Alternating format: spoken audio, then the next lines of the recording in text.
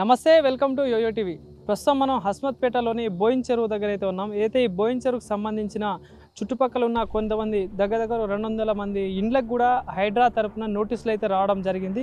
So మరి నోటీసులకు సంబంధించి కూడా చూసుకోవచ్చు. ఇక్కడ ఈ చెరువుకు సంబంధించి అయితే ఎఫ్టీఎల్ బఫర్ జోన్లో అంటూ చెరువులకు చుట్టుపక్కల ఉన్న అన్ని ఏరియాలకు అది పెద్ద పెద్ద బిల్డింగ్లే కానీ చిన్న చిన్న గుడిసెలే కానీ ఏ ఉన్నా కూడా వాటిని కూలుస్తూ ఉంది హైడ్రా.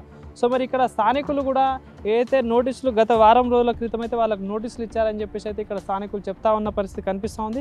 సో ఈ స్థానికులు కూడా ఎప్పుడైతే నోటీసులు ఇచ్చినప్పటి నుండి భయపడతా ఉన్నారు. ఏదైతే చూసుకుంటే మేము కష్టపడి గత 40-50 సంవత్సరాలుగా ఇక్కడే స్థానికంగా స్థిరపడి ఉన్నాం.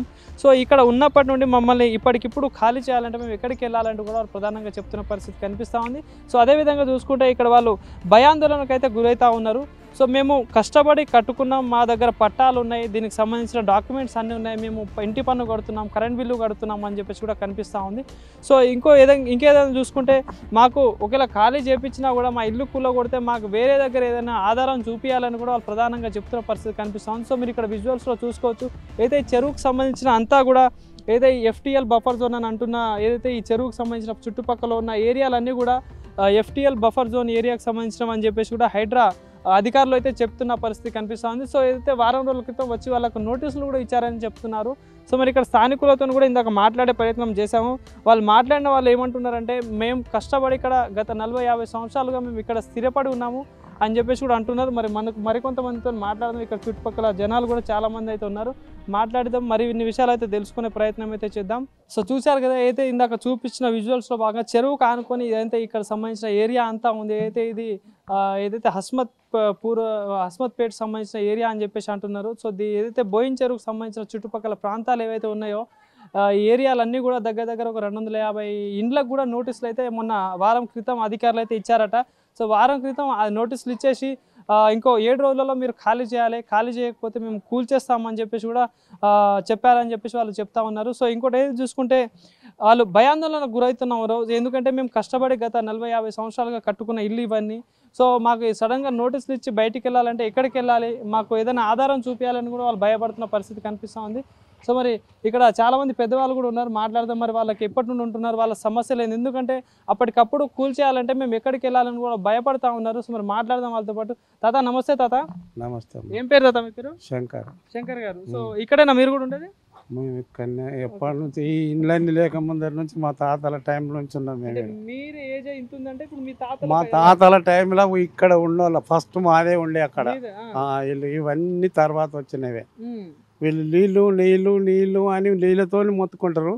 అక్కడ ఉన్న పాతకట్ట చెరువు, ఇంకొకటి ఇక్కడ అల్వాల్ దగ్గర ఒక చెరువు ఉంది ముందు, అది తెగిపోయి వచ్చినా కానీ మా చెరువు ఆపింది కానీ ఇంతవరకు నీళ్ళు రాలే.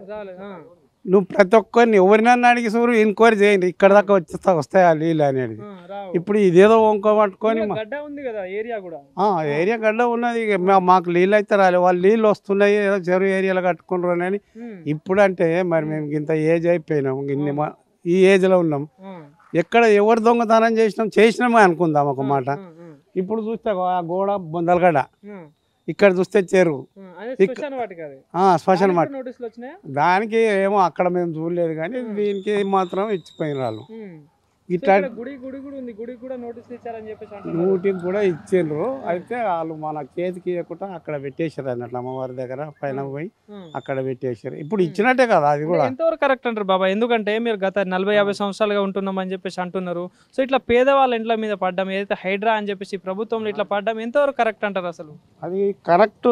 మేము ఇన్ని ఏండ్లైంది ఇంతవరకు ఏ గవర్నమెంట్, ఏ ప్రభుత్వము, మన కాంగ్రెస్ ప్రభుత్వం అన్ని రోజులు పనిచేసింది, తెలంగాణ వాళ్ళు ఇన్ని రోజులు ప్రభుత్వం చేసినారు, ఏ ఒక్కరు కూడా వచ్చి ఇక్కడ మాకు ఏం అబ్జెక్షన్ చేయలేదు. మరి ఈ ప్రభుత్వం ఏమో మాకు ఇట్లే చేసింది. పోనీ చేయాలని అనుకుంటే ఆ ప్రభుత్వాలు మమ్మల్ని కట్టుకొని ఎక్కిపోయేది ఉండే కదా. లెక్క ప్రకారానికి అయితే మమ్మల్ని కట్టనీయక మమ్మల్ని అబ్జెక్షన్ చేసేది ఉండే. అబ్జెక్షన్ చేస్తే మాది మూలకే ఉన్నది గుడి వెనుకకి ఇల్లు. ఇల్లు కొన్ని రిజిస్ట్రేషన్ ఉన్నాయి, కొన్ని నోటరీ ఉన్నాయి. అధికారులు కూడా చెప్పాల్సింది కదా, ఇప్పుడు ఇదంతా ఇట్లా ఉందని అప్పుడే చెప్తే అయిపోయింది. అదే కదా నేను అంటున్నాను. గ్రామ పంచాయతీ సర్పంచులు ఉండరు, సర్పంచులకు పర్మిషన్ ఇచ్చిండ్రు, వాళ్ళ ఆయంలో ఇవన్నీ కొలిసి ఇచ్చిండ్రు, కొందరికి అందరికి ట్యాక్స్ కట్టిపించిండ్రు, రికార్డు ఉన్నాయి అన్ని. ఇంకా ఇప్పుడు ఈ కొత్త సిస్టమ్ చేసి తీసుకుపోయి నేను ఒకటేసారి బాయిలు ఎత్తేస్తా నువ్వు సస్తే సాగు బతుకంటే దాని అర్థం ఏంటిది గవర్నమెంటే చెప్పాలా అదే కదా మరి అయినా పోనీ మీరు దునియాలో లేని దొంగతనం చేసినామా మేము ఎవరిదైనా కొంప ముంచి చేసినామా ఇంకా తింటే గవర్నమెంట్ తీసుకున్నాం మేము మరి గవర్నమెంట్ కట్టి ఇప్పుడు వేరే దగ్గర బిల్డింగ్లు ఎన్ని కట్టిస్తున్నారు గవర్నమెంట్ ప్రజలకు చూస్తుండగా మామూలుగా ఎవరో ఎక్కడికొనో వచ్చిన వాళ్ళకి కట్టిస్తున్నారు మరి మాకు కూడా అట్లనే కట్టించి తీసేస్తే అదే కదా మరి ఆ పని అయినా చేయాలి కదా మాకు చెప్పి శాంతి నుంచి చాలా ప్రతి ఒక్కరు పనులకు పోకుండా ఇళ్ళలో ఉండి చలి జ్వరాలతో భయపడుతున్నారు మొగలు అంటే నోటీసులు ఎన్ని రోజులు అవుతుంది ఇప్పుడు 10 రోజులు 12 రోజులు అవుతుంది అనుకుంటా ఎన్ని రోజులలో వస్తా అన్నారు మరి వాళ్ళు వస్తే సమస్య ఏం లేదు గులగొడతాం అనేది ఒక భయం అనేది వస్తున్నది ఇక మనం మీ అట్లాంటి వాళ్ళు వచ్చి చెప్పడం మీరు వెళ్ళిపోవడం అదే జరుగుతుంది కానీ ఇంకా ఏం లేదు వాళ్ళు ఏం చెప్పదలుచుకున్నారు ప్రభుత్వానికి వాళ్ళు చెప్పాలంటే ఏం చెప్పదలుచుకున్నారు ఏం చేయాలని చెప్పదలుచుకున్నాం అని అంటే మాకు ఇవన్నీ కట్టనీయకపోయేది ముందు ప్రభుత్వం ఎన్ని ప్రభుత్వాలు ఉన్నాయి అన్ని ప్రభుత్వాలలో ఎవరన్నా ఒక్కరు ఎప్పుడు జరగలేదు ఎవరు రాలేదు ఇంతవరకు మాకు ఏ అబ్జెక్షన్ లేదు మరి ఇప్పుడు నుంచి ఎందుకు వచ్చింది మేమే అంత ముంచుకొని తింటున్నామా గవర్నమెంట్ వాళ్ళది జాగా భూమి స్థలం మరి దాని మార్గం వాళ్ళే చేయాలి మరి మాకు అప్పటికప్పుడు పోవాలంటే ఎక్కడికి పోతారు అదే కదా అయినా పోవాలనుకునే దానికి మేము చేసిన తప్పేంది చెప్పాలి కదా మేము గవర్నమెంట్ జాగాలోనే కట్టుకున్నాం కాదని అంటలేము మరి మాకు ఇచ్చిన వాళ్ళు వాళ్ళ ప్రభుత్వం అధికారులు అప్పటి ప్రభుత్వంలో ఉన్న వాళ్ళు సర్పంచులు గ్రామ పంచాయతీ సర్పంచ్కి అన్ని అధికారాలు ఉండే అప్పట్లో ఈ మినిస్టర్కు ఉన్న అన్ని అధికారాలు ఉండే మరి ఆ నాయనములో మాకు అన్నిటి ఇచ్చిండు అప్పుడు ఇప్పుడు ఎక్కడి నుండి వస్తాయి ఎవరైనా అడుగుతాం ఇప్పుడు అందరు చనిపోయి ఇప్పుడు ఉన్న వాళ్ళకి కూడా కొందరికి తెలియదు ఎవరు ఏంటిదని ఇది ఎక్కడనేమో చెరువు అయింది అదే బొందలు కదా ఆ గాడి ఆ గోడ ఈ మధ్యనే ఉన్నాం కదా ఎక్కువ తక్కువ కూడా లేకుండా ఇంకా తప్పేం చేసినట్టు మేము మార్గం మాకు ఏదైనా మంచితనంగా చూపిస్తే ఎంతమందికి ఇస్తలేరు అట్లా అని అనుకొని మాకు కూడా ఇవ్వాలి మీరు అంటే ఓట్లు వేసి గెలిపించుకున్నారు ఈ ప్రభుత్వాన్ని ప్రజాపాలన ప్రజల ప్రభుత్వం అని చెప్పేసి అంటా ఉన్నారు అటు రేవంత్ రెడ్డి గారు ఏదో 6 గ్యారెంటీలు అంటారు ఫ్రీ బస్ అంటారు మరి ఏంది బాబా ఎట్లా అనిపిస్తుంది ఈ ప్రభుత్వం పనితీరు ఈ పనితీరు అంటే ఇప్పుడు ఇట్లాంటి ఇబ్బంది పెడితే ఎవరు మంచి ప్రభుత్వం అన్నారమ్మా నా దృష్టిలో అయితే మాత్రం నేను కూడా నీకు ప్రభుత్వానికి కాదు ఇంకా ఎవరినన్నా అడుగు వాళ్ళు అదే మాట అంటుంటారు మాకే వచ్చిందా మేమే తింటున్నామా మేమే చేస్తున్నాం మరి బిల్డింగ్లు కావాల్సిన మస్తు జాగాలన్నీ అవన్నీ ఆక్రమించుకున్నారు కాంగ్రెస్ పార్టీలో మంత్రులే ఉన్నారు చాలా మంది ఇట్లా మరి అందులో ఇండ్లకి వెళ్ళి అక్కడికి వెళ్ళి ఇక్కడ వచ్చారు మరి వాళ్ళకి అందరికి తెలియదా తెలిసే చేస్తున్నారు వీళ్ళు అవును కావాలనే చేస్తున్నారు ఇప్పుడు వీళ్ళు ఏం చేస్తారు మమ్మల్ని అని వాళ్ళకి అధికారం ఉందని మమ్మల్ని చంపొచ్చు ఏమైనా చేయొచ్చు ఆ పని చేస్తేనే నయం ఉండే చాలా బాధగా అనిపిస్తుంది ఎవరికన్నా కానీ ఇండ్లు పైసలు డబ్బులు పెట్టుకొని ఊర్లలో జాగాలు అమ్ముకొని వచ్చి ఈడ సిటీకి దగ్గర ఉంటుంది ఏదన్నా చేసుకొని కూలినాయలు చేసుకొని బతుకుతాం అన్నట్టుగా వాళ్ళు ఇక్కడ వరకు వచ్చి ఉన్నారు లేకుంటే ఇక్కడ ఉండవలసిన అవసరం ఏది ఎన్ని నాళ్ళు అక్కడనే ఉండి జీవితం గడుపుకోలేరా ప్రభుత్వానికి అర్థం చేసుకోవాలి మమ్మల్ని ఏదో దయదాల్చన్నా ఏదన్నా చేసుకోనని ఇక మా అమ్మవారి దయ మీద వదిలినాం మేము ఇక్కడ వాళ్ళమంట ఎవరికి ఆధారం లేదు ఏ మినిస్టర్ ఏం చేస్తాడు ఏం చేసినా మా కళ్ళు ఎదురుగానే చేయాలా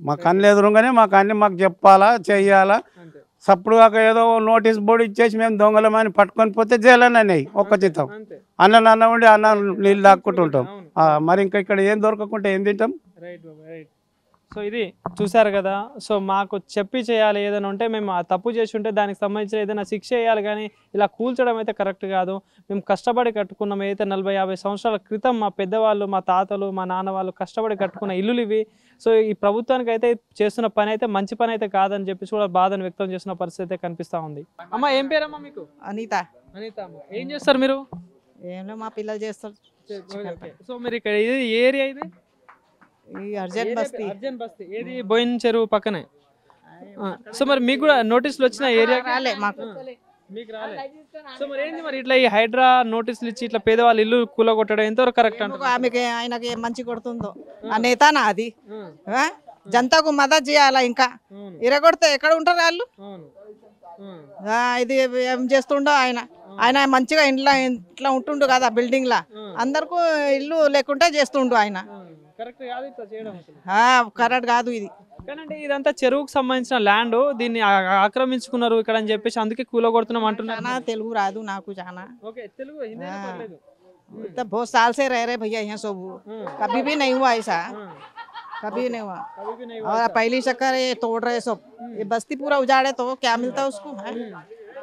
ऐसा नहीं उजाड़ना बोल रहा है कि ये पूरा वो लेक का जमीन ये पूरा ये सब कब्जा कर लिया बोल के बोल रहा ना. जगह नहीं है ये सब गवर्नमेंट की नहीं है कब्जा तो कोई नहीं करे बस भैया बस मैं इतना ही बोल रही बस किसका तोड़ना नहीं घर किसका घर नहीं उजाड़ना बस जो भी जैसा भी रह रहे गरीब इंसान रहने दे उनको.